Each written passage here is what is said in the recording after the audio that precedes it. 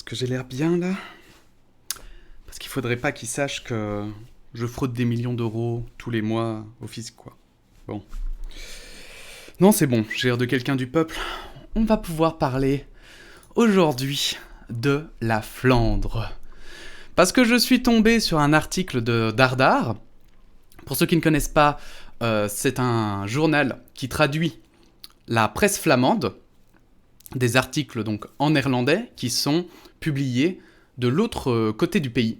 Si vous êtes français, vous ne connaissez peut-être pas la particularité de la Belgique, qui est d'être divisée en plusieurs régions avec des langues différentes. Et donc nous, on a au nord du pays toute une partie de la population qu'on a énormément de mal à comprendre, puisqu'ils parlent carrément une langue différente, ils ont une culture différente, etc.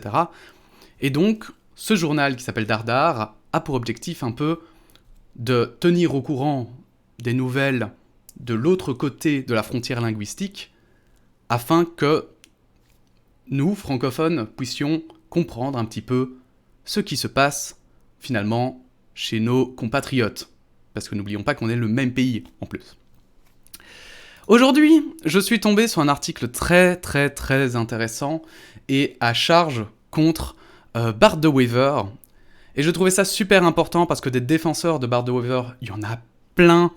Il y a aussi une espèce de croyance populaire qui tourne autour de la Flandre, où les Flamands sont carrés et rigoureux, il n'y a pas de magouille, tout va bien, et les Wallons, par contre, c'est des flemmards et des moins que rien qui ne font que tricher. Et je pense que c'est important de remettre un peu un équilibre dans la balance, tout comme on dit que les Flamands sont tous des fachos et que les Wallons sont tous des gauchistes. Ce n'est pas vrai non plus, mais ça, on aura probablement l'occasion d'en reparler une autre fois. Donc j'ai trouvé cet article qui s'appelle « Attaque contre la presse et mensonges » et maintenant Bart de Wever. Ces dernières années, Bart de Wever a affublé Apache de deux sobriquets pour le moins affectueux. Nous serions en effet un média diffamatoire et des journalistes de caniveau. Le tribunal civil d'Anvers dans un cas et le tribunal correctionnel d'Anvers dans l'autre se sont penchés sur la question. Tous deux se sont prononcés en faveur d'Apache. Les conclusions des juges ne souffrent aucune ambiguïté. Non, les révélations sur le groupe Land Invest n'avaient rien de diffamatoire. Au contraire, le tribunal civil a confirmé qu'Apache a accompli sa mission journalistique de façon correcte.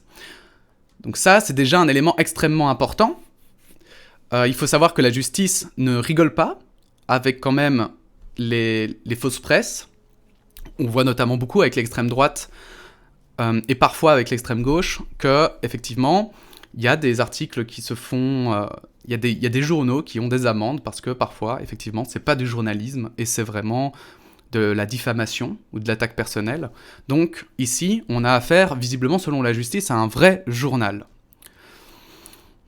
Et non, les images que nous avons tournées sur la voie publique lors de l'arrivée des invités du promoteur immobilier préféré de Bart de Wever, NVA. Donc pour un peu resituer, si vous ne connaissez pas Bart de Wever, si vous êtes belge, vous le connaissez plus que probablement, mais quand même, on va recontextualiser un peu. Bart de Wever, c'est simplement l'homme politique, on va dire, le plus populaire en Flandre, le plus connu aussi de Belgique, je dirais même, probablement l'un des plus connus, qui est dans un parti conservateur de droite, conservateur et en plus nationaliste, donc qui veut que la Flandre devienne indépendante, qu'on divise la Belgique en deux.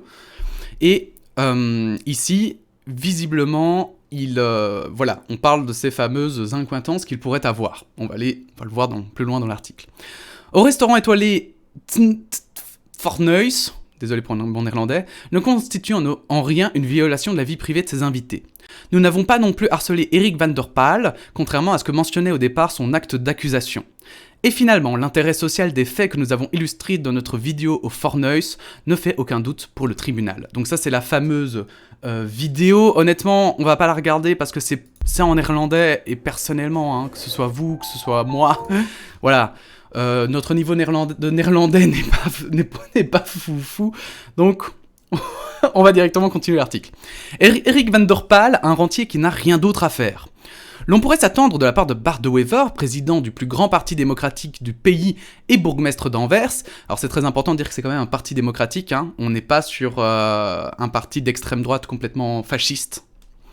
c'est quand même un parti, de droite, qu'ils prennent acte de décision judiciaire et qu'ils admettent ses erreurs. Des excuses auraient été les bienvenues, quoiqu'elles ne fussent pas nécessaires. Nous aurions déjà été très contents s'il avait fait mine d'accepter les règles du jeu démocratique et de souscrire à celles-ci. Mais nous doutons qu'il en arrive là. En tout cas, les astres ne semblent pas alignés. Ces derniers mois, Eric Van der Paal a lancé une nouvelle salve de procédures judiciaires contre Apache. Cette avalanche de procès cache mal le seul et unique objectif du plaignant, briser Apache. Le but n'est clairement pas, et ce depuis longtemps, de remporter les procès, mais d'occasionner pour nous un maximum de frais de justice, de prendre en otage un maximum de notre temps et de nous intimider en permanence. Alors, évidemment ici les journalistes sont en colère, à juste titre, parce que les journalistes se font, selon moi, les journalistes se font énormément malmener. Parfois, ils ne font que leur travail. Parfois, ils mettent en avant des choses, des situations qui relèvent de l'intérêt public et, effectivement, on les attaque, on les entrave dans leur travail juste pour les emmerder, en fait, et pour éviter qu'ils continuent leur travail. Et ça, je trouve que c'est malheureusement pas assez puni, ou en tout cas c'est pas assez juste, dans le sens où la justice devrait aller plus vite. La justice à un moment donné devrait dire bon écoutez, c'est bon quoi. À un moment donné, il faut arrêter de déconner, vous envoyez 50 plaintes, bon, voilà quoi. Ça va pas que dans un sens. N'hésitez pas évidemment à mettre votre avis en commentaire, ça m'intéressera. Cette avalanche de procès cache mal le seul et unique objectif de Van der Paal, briser Apache. Van der Paal se sent clairement soutenu par Bart De Wever, comme le démontrent non seulement les seuls propos du président de la NVA concernant Apache, mais d'autres éléments également. Le dimanche 14 octobre 2018, à 22h42, Van der Paal nous a envoyé un message sur WhatsApp contenant, outre des injures gratuites, le message suivant: « Grâce à tes 40 articles sans fondement, toi et ton petit journal sur internet est devenu mon hobby pour les prochaines années. En bon rentier, je n'ai de toute façon rien d'autre à faire. » La date et même l'heure du message n'ont rien d'anodin. Le 14 octobre 2018, c'était le jour des élections communales en Belgique. Et à Anvers, il a fallu attendre particulièrement longtemps pour que les résultats soient disponibles. C'est quand même... moi, je trouve que c'est quand même trash. C'est quand même particulièrement flippant de voir que quelqu'un se permette d'envoyer ça à des journalistes. Je dirais même que, justement, même des journalistes, par exemple, de Valeurs Actuelles, qui est un journal d'extrême droite en France, qui j'enverrais pas un message d'insulte. Même si ce sont des enfoirés et des connards, par exemple. Vous voyez ce que je veux dire? Même si je trouve que c'est le cas. Dans ma tête, il y a un moment donné, il faut aussi avoir un peu de recul. Il faut bien faire attention quand même à ce qu'on dit et à ce qu'on fait, quoi. Bon. Ça ne tient qu'à moi peut-être, mais c'est comme ça que je le vois. Le message d'Eric Van der Paal date de quelques minutes après l'annonce de la victoire de Bart De Wever, qui, soit dit en passant, détonnait par rapport aux résultats de la NVA ailleurs en Flandre. Cela a visiblement suffi au promoteur immobilier favori du bourgmestre pour gagner en assurance au point de nous envoyer ces menaces à peine voilées. Et menacer des journalistes, je le répète encore, mais je trouve ça aberrant. Ça devrait être illégal, mais ça devrait être vénère. On devrait vraiment le refuser de manière vénère, quoi. Ça devrait être sévèrement puni. Une campagne de communication. Lorsqu'il fut révélé qu'Eric Van der Paal avait dépensé 60 000 € pour embaucher des détectives privés chargés de suivre à la trace des journalistes d'Apache... What the fuck? Bart De Wever n'a pas jugé bon de s'exprimer, ni lorsque Chris Peters est parvenu à faire adopter par le Parlement européen 2 amendements au rapport Strengthening Media Freedom afin de rendre punissables les filatures de journalistes par des détectives privés. Il faut savoir que l'argumentation de Chris Peters se réfère explicitement à l'embauche de détectives privés pour surveiller Apache. Ah, donc voilà. Ça, c'est hyper important. Je disais que c'était scandaleux. Et c'est cool parce que, visiblement, la politique se bouge. La politique non plus l'accepte pas. Alors Chris Peters, je sais plus de quel parti il provient. Je vais quand même vite fait checker ça. Est un homme CDNV. Donc CDNV, c'est, si je dis pas de conneries, c'est le centre droit, voire même la droite. Centre droit-droite. Centre droit-droite. Comment c'est possible? Voilà, donc c'est intéressant de voir qu'il y en a qui agissent pour la liberté de la presse quand même. Sachez aussi, je fais une petite parenthèse, je dis droite, gauche, c'est pour situer. Pour moi, les étiquettes de droite et de gauche, ce n'est pas une façon d'insulter quelqu'un, de le critiquer ou quoi que ce soit. C'est juste, en fait, pour permettre de comprendre un positionnement. D'accord ? Ça veut pas dire que Chris Peters n'a que des idées de droite, ça veut pas dire que Bard Weaver n'a que des idées de droite, ça veut juste dire que, globalement, il a une certaine mentalité, une certaine façon de penser qui est à droite. Voilà, je voulais juste clarifier ça. Le Land Invest Gate démontre que plusieurs membres de la NVA se sont enrichis en procurant au groupe Land Invest des conseils juridiques ou en leur vendant par l'entremise de leur société des voyages ou des œuvres d'art. Alors ça, c'est hyper important parce que c'est quand même donc des membres d'un parti politique qui vont quand même financer, qui vont donner des conseils juridiques à visiblement un groupe privé. C'est pas normal. C'est clairement pas normal. De Weaver a également perdu plusieurs occasions de s'exprimer lorsque la plateforme pour la sécurité des journalistes du Conseil de l'Europe a émis des avertissements à propos de la SLAPP, Strategic Lawsuit Against Public Participation, contre Apache, et contre le VIF, avec qui nous avons publié le dossier Land Invest Gate. Alors le VIF, l'Express, c'est un journal belge qui s'occupe de faire, il me semble, de l'investigation aussi. Ils font des gros dossiers, etc. Voilà. Mais du côté francophone, pardon, évidemment c'est très important, du côté francophone. La SLAPP, parfois appelée poursuite bâillon en français, est une procédure juridique qui n'a pas pour but de remporter un procès, mais d'intimider des journalistes ou des opposants et de leur rendre la tâche impossible en les enfumant juridiquement. Plutôt que d'exprimer son soutien et d'encourager la lutte menée par des institutions afin de préserver les fondements de la démocratie, Bard de Weaver a mené une campagne de communication ciblée afin de détourner l'attention du public qui ne doit surtout plus s'intéresser aux faits dénoncés, mais à ceux qui les dénoncent. Autrement dit, il encourage à tirer sur le pianiste. Et c'est là où c'est très problématique avec Bard de Weaver et son image, c'est que Bard de Weaver se fait toujours passer pour quelqu'un de un démocrate qui est là pour justement pour la population, pour que tout le monde donne son avis, etc., très ouvert et jamais problématique. Mais le truc, c'est que Bard de Weaver, ce qu'il faut savoir, c'est que souvent, il flirte avec, effectivement, ce qu'on va dire un comportement beaucoup plus extrême. Et c'est le cas notamment dès qu'il dénonce quelque chose, dès que quelqu'un se plaint de ce qu'il fait, c'est rare qu'il lance vraiment des arguments de fond. Et quand il le fait, il n'accepte pas que l'on critique ses arguments. C'est assez complexe. Je vous invite évidemment à vous renseigner sur Bard de Weaver pour peut-être vous donner pour vous faire votre propre opinion, et pas que par ses réseaux évidemment.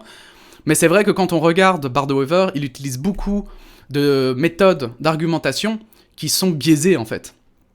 Et c'est assez problématique parce que même dans sa manière de communiquer, il s'inspire je vais le dire un peu comme ça, il s'inspire de l'extrême droite dans l'argumentaire, bien sûr, je précise, dans la façon d'argumenter, il s'inspire de l'extrême droite, et malheureusement, c'est extrêmement problématique pour un parti démocratique, parce qu'un parti démocratique, normalement, il est ouvert au débat, il est ouvert à la critique, et il parle sur le fond, et il commence pas à dire « Ah ben oui, non, mais c'est lui là, ce mec là-bas », enfin bon, bref. Les copains de la NVA, peut-être vous souvenez-vous de la conférence de presse ultra médiatisée que le bourgmestre a donnée après la publication de la vidéo du Fornuis et du reportage d'investigation de Favorite Bouwpromotor van Bard de Weaver. Alors je parle super mal néerlandais, alors je fais un accent propre à moi-même. Le promoteur immobilier favori de Bard de Weaver. Les yeux rouges, il avait promis toute la transparence sur les dossiers immobiliers controversés du groupe Land Invest, mais il a surtout dénoncé les méthodes à l'américaine de cette campagne politique. Pourquoi Bard de Weaver a-t-il voulu octroyer des contrats à une société immobilière quasiment en faillite, notamment parce que ses propriétaires et ses dirigeants s'en sont mis plein les poches? Donc c'est du détournement de fonds finalement. Il est intéressant de se repencher sur la succession de faits accomplis de propos tenus, voire de mensonges proférés dans certains cas, par le bourgmestre à cette époque. La conséquence de toute l'opération de communication de Bard de Weaver, c'est qu'en fin de compte, plus personne ne s'est intéressé au contenu du dossier. Parce que ce qu'il ne faut pas oublier, c'est qu'à l'époque aussi, il l'est toujours, je pense d'ailleurs, bourgmestre d'Anvers, donc il aurait pu mettre un frein à toute cette magouille. Mais il ne l'a pas fait. Et là, c'est bizarre qu'un bourgmestre, donc un bourgmestre c'est un maire pour nos amis français, qu'un bourgmestre ne bouge pas, en fait. Qu'il ne dise pas stop alors que ça se passe sous ses yeux et qu'il est bourgmestre en plus d'une des plus grandes villes de Flandre. C'est pas normal. Le dossier Land Investgate s'est par ailleurs encore épaissi un an plus tard. Il a été enrichi d'éléments qui prouvent que la ville même a demandé au groupe Land Invest de bâtir des immeubles aussi hauts que lucratifs sur la Tunnelplaats. Nous avons également démontré que plusieurs membres du parti de Bart de Wever se sont enrichis en procurant des conseils juridiques à une filiale du groupe Land Invest ou en vendant au groupe, par l'entremise de leur propre société, des voyages et des œuvres d'art. Tout ceci nous pousse à poser la question suivante. Pourquoi Bart de Wever a-t-il voulu octroyer des contrats à une société immobilière quasiment en faillite, notamment à cause de propriétaires et d'administrateurs qui s'en sont mis plein les poches?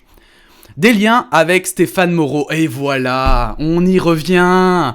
Le petit Stéphanou, hein, il nous avait manqué. C'est incroyable, hein, il est partout.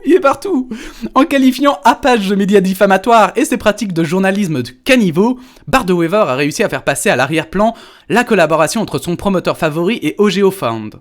Il faut savoir que ces fonds de pension est l'un des actionnaires du groupe Land Invest et qu'il a financé les projets immobiliers ayant bénéficié des autorisations de la ville d'Anvers. Mais dites donc, tout est lié. Alors bien sûr, ça peut... Pour nos amis qui ont tendance à se méfier du complotisme, qui ont totalement raison, évidemment, ça peut peut-être paraître complotiste, mais la différence entre un complot et peut-être un journal qui présente des éléments justement, c'est que le journal va présenter des preuves. Un complot se base sur soit des preuves biaisées, soit pas de preuves du tout. On parle par exemple de la Terre qui est plate avec tout le monde qui surveille les communications. Il n'y a aucun fondement à ça, il n'y a aucune preuve de ça. Là, le journal a présenté des preuves, et c'est pour ça qu'il se permet d'affirmer ça. D'accord ? Je voulais juste qu'on soit tous d'accord avec cette affirmation, et si vous n'êtes pas d'accord, évidemment, les commentaires sont là. On imagine que politiquement, cette collaboration entre la NVA anversoise et le PS liégeois s'avère particulièrement sensible. En effet, si OGO Fund n'évoque presque rien en Flandre, du côté francophone du pays, ce fonds de pension géré presque des années par Stéphane Moreau, l'ancien homme fort du PS liégeois, se retrouve depuis un an sous le feu des projecteurs. Donc le PS liégeois, c'est le Parti socialiste liégeois, le Parti socialiste qui est donc de gauche, un parti de gauche, qui a, vous voyez, quand je vous disais que c'était pas une critique de dire de gauche ou de droite, que c'est pas des insultes ou quoi que ce soit, non, ce sont les termes, et ça a choqué qu'un parti qui se dit de gauche triche et détourne de l'argent. Qu'est-ce qui se passe? Qu'est-ce qui se passe ici? Voilà. Donc ici, comme vous voyez, en plus, donc le Parti socialiste francophone, qui est d'habitude si critique par rapport à la NVA, la NVA qui est, elle, si critique par rapport au Parti Socialiste, là, par contre, c'est poteau, c'est bon, la tunasse. Ah, la tunasse, ça met tout le monde d'accord, hein, c'est incroyable. Un rapport provisoire de la FSMA, l'autorité en charge de la régulation des marchés financiers, a récemment démontré que sous la direction de Stéphane Moreau, également invité à l'anniversaire d'Eric van der Paal, le fonds de pension a été utilisé pour accorder des prêts illégaux, procéder à des investissements irresponsables et rendre des services politiques entre amis. Comment ne pas y voir de parallèle avec ce qui se passe au sein du groupe Land Invest ? Nous en arrivons ainsi au cœur de l'affaire. Cette collaboration entre la NVA anversoise et le PS liégeois dans le giron du groupe Land Invest s'avère particulièrement sensible d'un point de vue politique, surtout lorsque l'on sait que les fonds OGO et le groupe Land Invest sont mêlés par des emprunts et des contrats à la banque Optima de Jeroen Picker, aujourd'hui en faillite. La vidéo du Fornuis a démontré de manière gênante pour certains à quel point le réseau est aux aguets. Elle a aussi permis de savoir qui en fait partie, de la NVA anversoise au PS liégeois. Si cette affaire colle à la peau de quelqu'un, pour reprendre les mots de Bart de Wever, ce n'est pas la faute du soi-disant journaliste diffamateur qui passe son temps à racler les caniveaux. Voilà, évidemment, c'est d'un ton ironique qu'ils disent ça. Ce n'est pas Apache qui a écrit le scénario des grandes ambassades du Fornuis ou des courbettes de l'échevin de l'aménagement du territoire devant le promoteur Van der Paal. Le cloaque est ouvert. Apache n'a pas mis en scène ces images. Cette vidéo n'est qu'une partie de certaines découvertes faites lors de notre investigation sur Van der Paal. Bart de Wever a réussi à faire passer ces images pour de la diffamation et du journalisme de caniveau, alors que dans notre... Ça les a vraiment blessés, un journalisme de caniveau. Ils l'ont répété au moins 10 fois. Alors que dans notre dossier, nous avons publié, entre autres, la preuve d'une réunion de lobbying entre Bart de Wever et la direction de GeoFound, quelques mois après la fondation du groupe Land Invest. Vous voyez, c'est ça, le truc. C'est ça qui change tout par rapport à une théorie du complot. C'est qu'il me présente des preuves, et au contraire, en fait, The Waver va faire un peu son Trump, vous voyez. Fake news. Et il va pas répondre au fond. Il va pas dire, bah oui, effectivement, ce papier, il existe. Et c'était pour ça. Il va pas dire, bah non, ce papier n'existe pas parce qu'en fait, voilà, ce n'est jamais arrivé. Non. Voilà, il n'a pas de réponse. Il n'a pas de fondement à ça. C'est pas comme ça qu'on se défend normalement. Vous imaginez devant un juge où vous dites juste, bah ouais, la preuve là, c'est pas une preuve. Bah le juge, il va vous dire, bah si, on l'a pris comme pièce à conviction, c'est une preuve. Ah non, bah non, c'est pas une preuve. Ok, bon, c'est bon. Pas de preuve. Non, ça peut pas marcher comme ça. Ça peut pas marcher comme ça. Parce que sinon, on n'arrive plus à rien de factuel. Et c'est problématique. C'est extrêmement problématique. Faire passer des journalistes qui font leur travail pour des journalistes de caniveau. Désolé, mais ça me fait rire à chaque fois. C'est une manière efficace de détourner l'attention des faits, comme l'a démontré cette affaire pendant 3 ans. Maintenant que pour la 2e fois, un tribunal démonte les arguments de De Wever, celui-ci, la peur au ventre, a les yeux tournés en direction de Liège. En effet, il apparaît que le monde politique et le monde judiciaire semblent vouloir fouiller dans le cloaque que Stéphane Moreau a laissé derrière lui au fond OGO. Et il se pourrait bien que les effluves qui s'en échappent atteignent un jour ou l'autre la ville d'Anvers. Donc voilà, je trouve cet article extrêmement intéressant, très important aussi en Belgique, extrêmement important, parce qu'on a une image, on a une image à chaque fois de la Flandre, très carrée, très droite, très juste, des politiciens flamands qui sont toujours nickel, top, bien habillés, etc. Mais il faut pas oublier que la politique est une institution qui existe depuis maintenant très longtemps, et que quoi qu'il arrive, qu'est-ce que soit le côté, on est face aujourd'hui à des problèmes qui sont bien plus profonds et qui s'attaquent à peu près à tous les politiciens. Ça ne veut pas dire que tous les politiciens sont véreux, ce n'est pas ce que je dis, attention, mais plutôt qu'effectivement, des affaires comme ça, il n'y a pas de frontières linguistiques pour ça. Il n'y a pas de frontières. Il y en a en France, des affaires comme ça, en Belgique, il y en a au Luxembourg, en Suisse, etc. C'est plutôt dans les pays, c'est plutôt une crise démocratique, en fait. Une crise de la démocratie qui se passe. Et c'est normal que ça ressorte. Et il est temps aussi, je pense, pour les francophones, d'arrêter d'avoir cette image très négative de notre politique, et qu'on puisse enfin avancer aussi sans vénérer certains politiciens. C'est jamais bon de vénérer, en fait. Et voilà, personnellement, j'ai un peu l'impression qu'on a tendance à vénérer la politique flamande et à rabaisser la politique francophone, et c'est dommage. Parce que non, c'est pas comme ça qu'on avance. On n'avance pas en rabaissant ce qu'on fait et en vénérant d'autres choses. Non, on avance en faisant des analyses et voilà. Bref, j'espère que cette vidéo vous a plu. Évidemment, n'hésitez pas à mettre votre avis en commentaire, à laisser un pouce bleu ou un pouce rouge. Faites comme vous voulez.